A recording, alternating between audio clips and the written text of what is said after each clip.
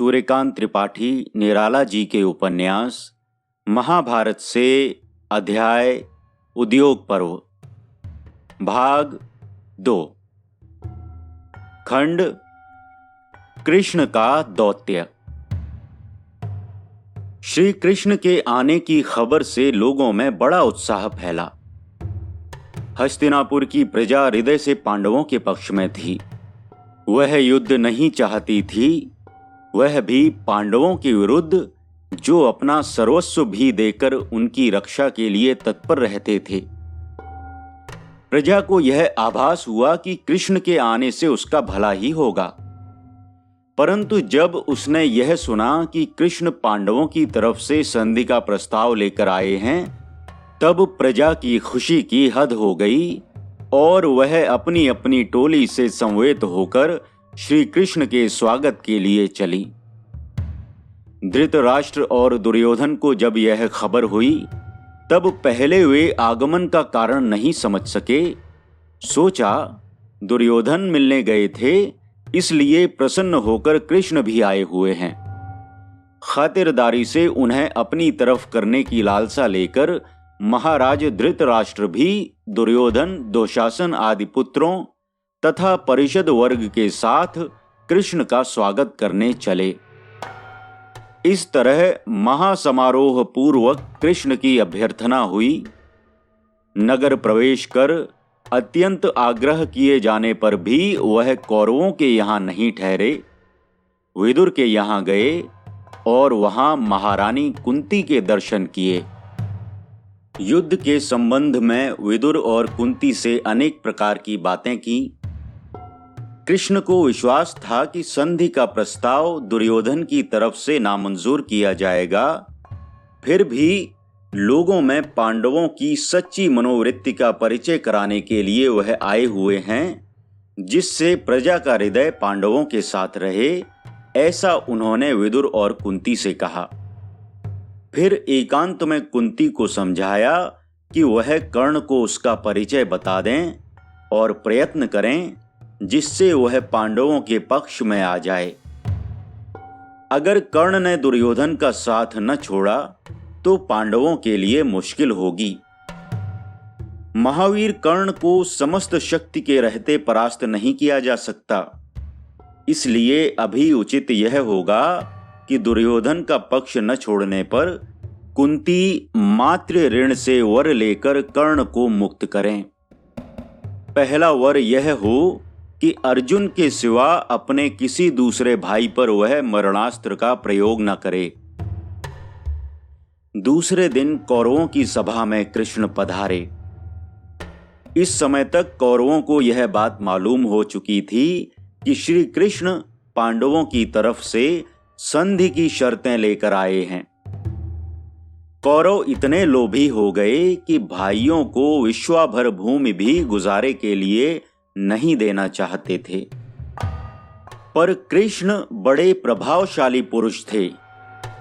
यद्यपि कृष्ण ने अस्त्र न ग्रहण करने की प्रतिज्ञा की है, फिर भी बुद्धि के प्रयोग से वह बड़े बड़े अस्त्रधारियों को मात देंगे, यह सोचकर दुर्योधन प्रमुख कौरवों के पक्ष वाले बहुत घबराए और यह निश्चय किया कि महाभारत समर तक कृष्ण को बांधकर कैद रखा जाए। इस विचार का निश्चय कर पूरी तैयारी से कौरवगण सभा में पधारे थे। इसी समय अविचल मंद गति से कृष्ण सभा में गए। उनके मुख पर अपूर्व प्रकाश था। देखकर मंद बुद्धि कौरव अपने ही स्वभाव के हल्केपन से उठकर खड़े हो गए और उत्तम आसन पर कृष्ण को बैठाया। सभा में महावीर भीष्म, धृतराष्ट्र, आचार्य द्रोण, आचार्य कृप, कर्ण, शकुनी, दुशासन आदि धार्मिक अधार्मिक कौरवों के पक्ष के सभी योद्धा, परिषद वर्ग और प्रजाजन एकत्र थे। कृष्ण ने कहना शुरू किया,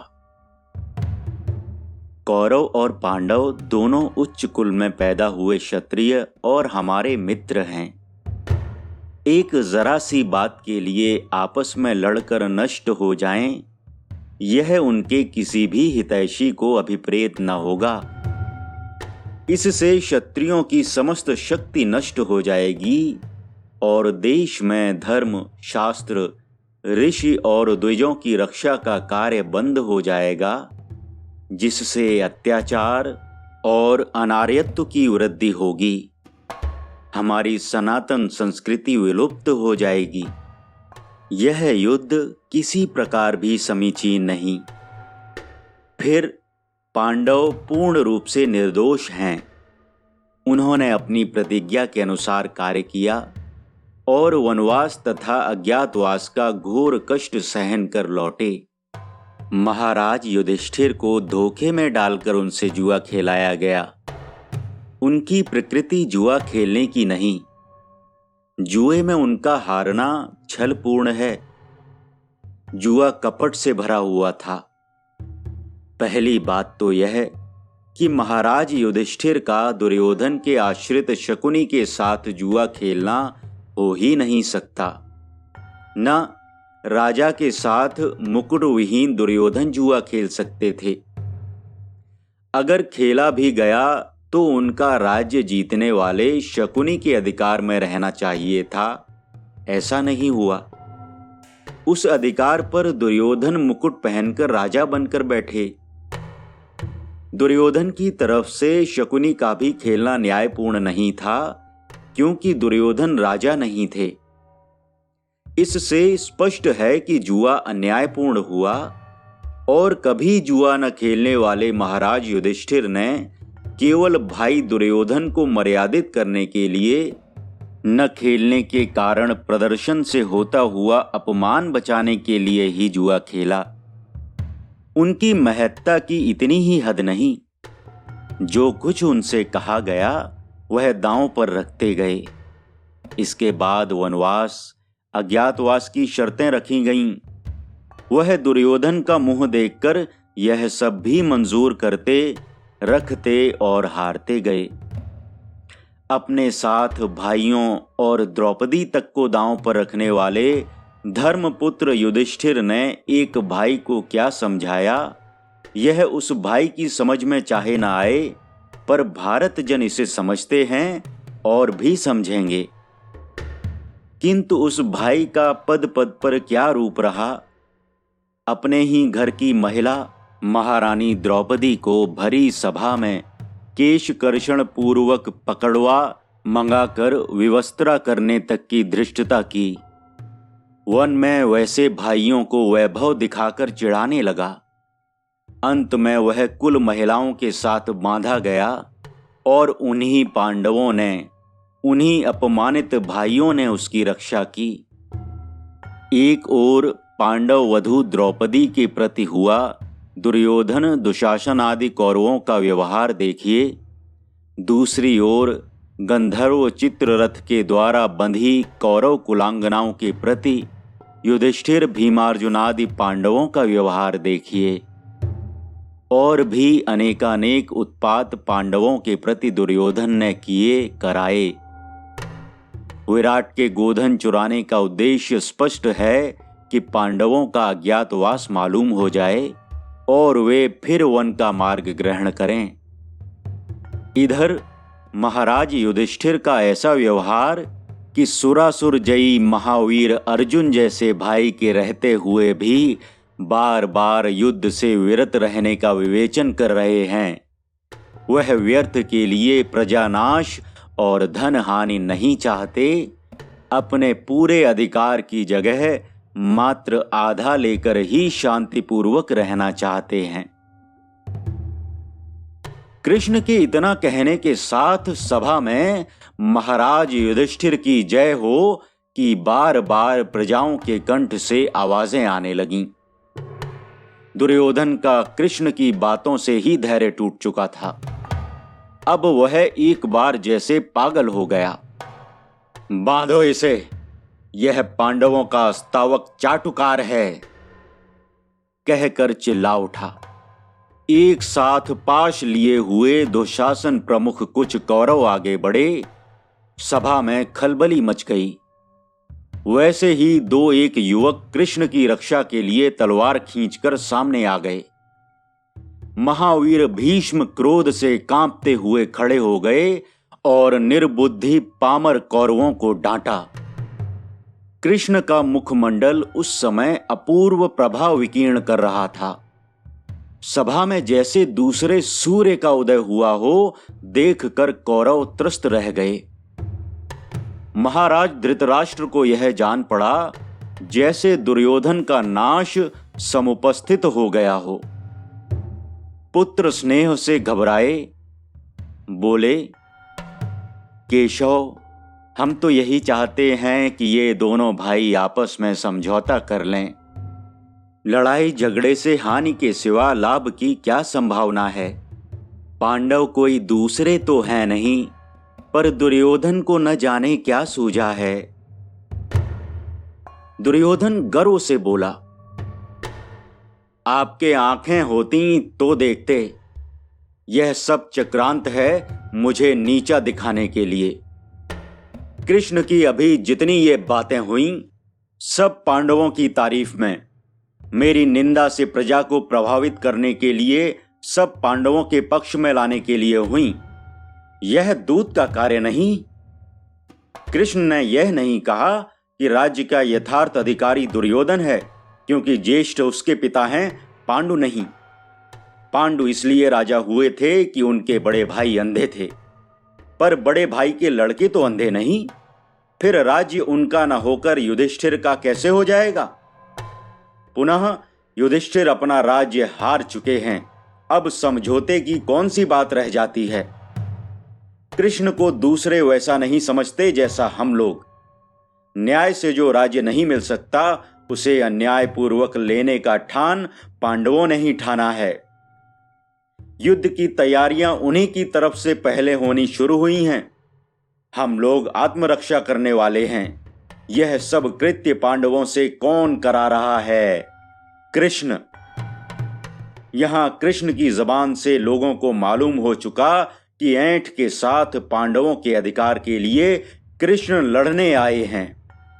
मैं राज्य भी दूं और सिर भी झुकाऊं, यह कदापि नहीं हो सकता। साधु साधु महाराज दुर्योधन। कर्ण ने दुर्योधन को प्रोत्साहित किया। शकुनी आंखों से मुस्कुराकर सभा को देखते रहे, भांजे की विजय का गर्व लिए हुए। दुशासन ने बड़ी तत्परता से दुर्योधन को पान दिया। कृष्ण कुछ देर तक चुपचाप रहे, फिर मंद स्वर में बोले, महाराज युधिष्ठिर ने यह भी कहा है कि यदि हमारा आधा हिस्सा दुर्योधन नहीं देना चाहते, तो जीवन यापन के लिए हम 5 भाइयों को केवल 5 ग्राम दें, तो भी हम युद्ध से विरत होंगे। यह भी हेकड़ी है, दुर्योधन ने कहा। युद्ध में जैसे खुद ब खुद उन्हीं की विजय हो रही हो। पुनः प्रार्थी युधिष्ठिर हैं, ना कि कृष्ण। हमारी द्यूत क्रीड़ा की तो बड़ी बड़ी आलोचना कृष्ण ने कर डाली, पर इस मांग के मामले में न बतलाया कि प्रार्थी युधिष्ठिर क्यों नहीं आए, कृष्ण को क्यों भेजा। धन्यवाद महाराज दुर्योधन, खूब कही। कहकर कर्ण अट्टहास करके हंसने लगे। कृष्ण से न रहा गया, बोले, दुर्योधन, तू इतना मददृप्त है कि तेरी समझ में सीधी तौर से बातें नहीं आती। बड़े भाई को प्रार्थी बनाकर सामने खड़ा करते हुए तुझे लज्जा न आई, महामूर्ख। क्षमा स्वरूप साक्षात धर्म महाराज युधिष्ठिर तेरे पैर भी पड़ सकते हैं, पर जब कोई निस्वार्थ भाव होगा, जब उनके स्वार्थ की बात उठती है, तब अपने उसी गुण के कारण वह मेरे जैसे की सेवा प्राप्त करते हैं। धन्य कृष्ण, धन्य माधव, कहकर महामते भीष्म भावमग्न हो गए। कृष्ण कहते गए, तेरा नाश समुपस्थित है, तू नहीं समझ सकता। तपस्या और शिक्षा की शक्ति से पांडव क्या हैं, महावीर अर्जुन क्या हो गए हैं? कीचक जरासंध विजयी महामल्ल भीम कितने प्रबल और भयंकर हैं। तेरी सेना पांडवों की शराग्नि में भस्म हो जाएगी। तू पराजित होकर पश्चाताप करता हुआ प्राण देगा। कहकर कृष्ण विद्युद्वेग से सभा से बाहर निकल गए। खंड कर्ण और कुंती। कृष्ण के कहने के बाद से कर्ण के विषय में सोचकर कुंती बहुत व्याकुल हुई। उनके कुमारीपन में पैदा होने पर भी कर्ण उनका वैसा ही पुत्र है जैसे युधिष्ठिर और भीमार्जुन। उसी मंत्र शक्ति से कर्ण की उत्पत्ति है जिससे इन लड़कों की केवल देवता भिन्न हैं। भगवान सूर्य के औरस से पैदा हुआ कर्ण यदि दुर्योधन के पक्ष में रहा तो यह निस्संदेह पांडवों के लिए चिंता की बात होगी। पुनः यह एक ही मां के बेटों का परस्पर विरोधी पक्ष में रहकर युद्ध करना होगा। कुंती बहुत घबराई। फिर कर्ण को परिचय देकर अपने पुत्रों के पक्ष में करने का विचार लेकर मिलने चलीं। पहले एकांत में मिलने का पता लगवाया। मालूम हुआ कि कर्ण रोज यमुना स्नान और सूर्य प्रणाम करते हैं। उनसे बातचीत करने का वह उत्तम समय है। यथास्थान कुंती कर्ण से मिली। कर्ण ने सूर्य नमस्कार कर देखा एक दूसरी दिव्य छटा पांडवों की माता कुंती की आंखों से निकल रही है। ऐसा प्रकाश किसी देवी स्वरूपा नारी की आंखों में उन्होंने न देखा था। ऐसे प्रकाश की उन्हें जीवन में पहचान नहीं हुई थी। कुछ देर तक कर्ण उन आंखों की ओर देखते रहे। उनकी आत्मा में एक अननुभूत आनंद का प्रवाह बहता रहा। तृप्त होकर बोले, पांडव माता कुंती देवी को ऐसे समय देखकर मैं कृतार्थ हुआ। यहां आने का आपने क्यों कष्ट उठाया? आज्ञा करें। कुंती की आंखों में आंसू आ गए। बोली, वत्स कर्ण, ऐसा समय आया है इसीलिए मैं तुम्हारे पास आई हूं। कर्ण हंसे। बोले, भारत समर की बात सुनी होगी। पुत्रों की प्राण भिक्षा के लिए आई हुई हैं आप, मैं समझा। नहीं वत्स, मैं पांडवों की प्राण भिक्षा के लिए नहीं आई। पांडवों के वीरत्व का परिचय तुम प्राप्त कर चुके हो। मैं भाई को भाइयों से युद्ध करने से रोकने के लिए आई हूं। बात कर्ण की समझ में नहीं आई। बोले, इसके लिए आपको महाराज दुर्योधन के यहां जाना चाहिए। यह मैं कैसे रोक सकता हूं? तुम समझे नहीं वत्स। कुंती बोली, यह समर तुम ही रोक सकते हो। तुम नहीं जानते, तुम सूत पुत्र नहीं कुंती पुत्र हो। कर्ण ताज्जुब की निगाह से कुंती को देखते हुए बोले, मैं कुंती पुत्र हूं तो परित्यक्त कैसे हुआ? वत्स, कुंती बोली। उनके मुख पर वह पहला कुमारीत्व चमक उठा। जब मैं कुमारी थी, पिता मित्रभोज महाराज के यहां ऋषि दुर्वासा आए हुए थे। मैंने उनकी बड़ी सेवा की। ऋषि ने प्रसन्न होकर मुझे एक सिद्ध मंत्र दिया। कहा, इसे पढ़कर तुम जिस देवता का स्मरण करोगी वह तुम्हारे पास आएगा और तुम्हें वर स्वरूप एक पुत्र देगा। तब मैं कुमारी तरुणी थी, स्वभाव चपला का था। एक दिन आजमाने के लिए मैंने मंत्र पढ़कर सूर्यदेव का स्मरण किया। सूर्य मेरे पास आकर खड़े हुए। मैं उस तरुण पुरुष रूप को देखकर लज्जित हुई। सूर्यदेव ने मुझे आश्वासन दिया। कहा, ऋषि का मंत्र झूठा नहीं, तुम्हारे एक पुत्र होगा। पर तुम्हारा कुमारीत्व इससे नष्ट न होगा। यह कहकर सूर्यदेव चले गए। समय पर तुम भूमिष्ठ हुए। लज्जा तथा संकोच से तुम्हें पिटारी में लेकर मैं नदी में छोड़ आई। इस सत्य की तुम अपने पिता से परीक्षा कर लो। मैं वर देती हूं, वह तुम्हें दर्शन देकर सत्य प्रकट करेंगे। कर्ण ने आंखें बंद की और हाथ जोड़कर सूर्य को नमस्कार किया। कुछ देर बाद कुंती को देखते हुए बोले, हां माता, आप सत्य कहती हैं। मुझे आज अपना यथार्थ परिचय मालूम हुआ। कर्ण ने फिर भूमिष्ठ होकर माता को प्रणाम किया। आशीर्वाद देकर कुंती बोली, वत्स कर्ण, तुम भाइयों से युद्ध न करो। तुम सबसे बड़े हो। मैं युद्ध के पश्चात राज्य मिलने पर तुम्हारा परिचय दूंगी। तब धर्मपुत्र युधिष्ठिर तुम्हें ही अपनी जगह स्थापित करेंगे। माता, कर्ण ने कहा, कर्ण दूसरी प्रकृति का मनुष्य है। वह भविष्य की तरफ नहीं देखता, अपना कर्तव्य अतीत को देखकर वर्तमान से मिलाता है। दुर्योधन ने उसे उस समय राजा बनाया था जब सूत पुत्र कहकर भरी सभा में उसका अपमान किया गया था। बराबर उसे मित्र मानकर अपनी बगल में बैठने की जगह देता रहा। अब वैसे मित्र पर विपत्ति पड़ने पर क्या उस सूत पुत्र का यह कर्तव्य होना चाहिए कि वह कुंती पुत्र कहकर अपना परिचय देता हुआ उससे अलग हो जाए और पांडवों का साथ दे? कुंती चुपचाप सुनती रही। कर्ण ने कहा, माता, आपका यहां भी पांडुपुत्रों पर प्यार अधिक है। आपकी समस्त बातें स्वार्थ से भरी हुई हैं। आप जाइए। आपकी आज्ञा का पालन करने में मैं असमर्थ हूं।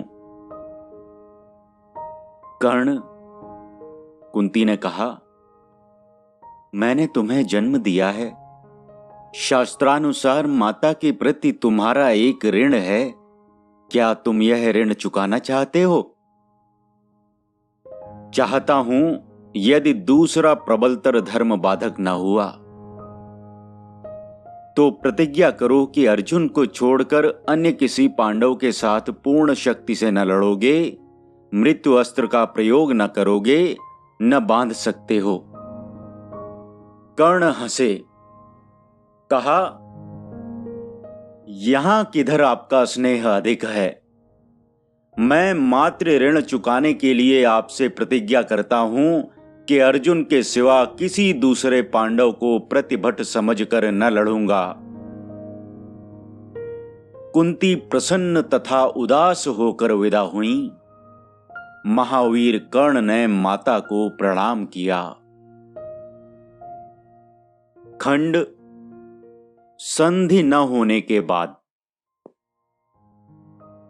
कृष्ण संधि से निराश होकर पांडवों के शिविर में लौट आए।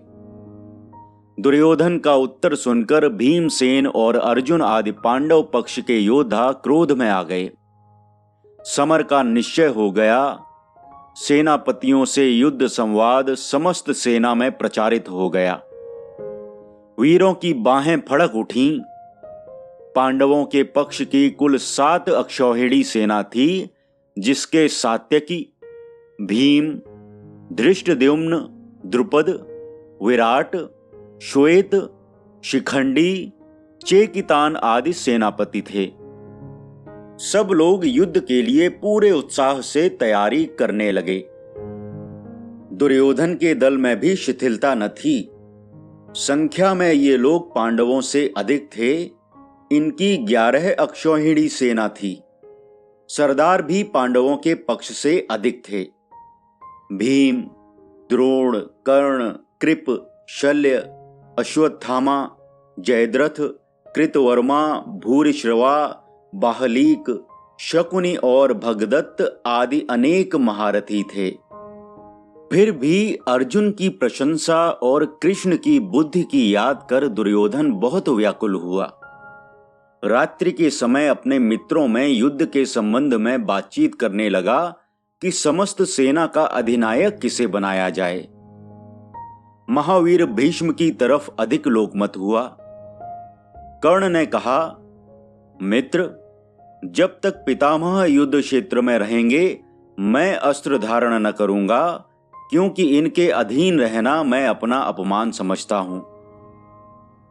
दुर्योधन ने कर्ण की प्रतिज्ञा स्वीकार कर ली। समझाया भी कि वृद्ध पितामह का अपमान अन्य समस्त वीरों को सहे न होगा। पितामह भारत सम्मान्य सर्वश्रेष्ठ वीर हैं, यद्यपि दुर्योधन कर्ण को ही सर्वश्रेष्ठ मानते हैं। कर्ण सगर्व स्थिर हुए। दुर्योधन महावीर भीष्म के यहां प्रधान सेनापतित्व का मुकुट लिवाकर चला। भीष्म ने बड़े स्नेह से दुर्योधन तथा समागत अन्य कौरवों और सेनापतियों को बैठाया। दुर्योधन पितामह से विनय पूर्वक अपना अभिप्राय कह चले। कथन समाप्त होने पर पितामह ने कहा, वत्स, मैं सेनापतित्व के लिए तैयार हूं, परंतु मेरी दृष्टि में तुम और पांडव दोनों हमारे वंशधर और प्रिय पौत्र हो। माता सत्यवती से मैं प्रतिज्ञा कर चुका हूं कि इस वंश को कोई क्षति मेरे द्वारा न पहुंचेगी, अतः पांडवों की जीवन हानि मैं न कर सकूंगा। यों प्रतिदिन तुम्हारी प्रीति के लिए सहस्र योद्धाओं का वध करूंगा। इसी समय भगवान व्यास धृतराष्ट्र से मिलने हस्तिनापुर आए। युद्ध की तैयारियां देखकर बहुत क्षुब्ध हुए, परंतु प्रबल भावी को समझकर चुप हो रहे। धृतराष्ट्र ने व्यास जी की चरण धूलि ले आसन पर बैठाकर कहा, भगवन, मैं अंध हूं, यह जातीय महासंहार देखने से बच रहा, फिर भी वीरों की वीरता सुनने की बड़ी इच्छा है। मृत्यु के समय अपने वंश की वीरता की ही याद करके मरूंगा। आप कोई ऐसा वर कृपा करके दें जिससे होते हुए युद्ध का वर्णन मैं यहीं बैठा हुआ सुनूं। भगवान व्यास ने कहा, वत्स, मैं तुम्हें ऐसा ही वर देता हूं।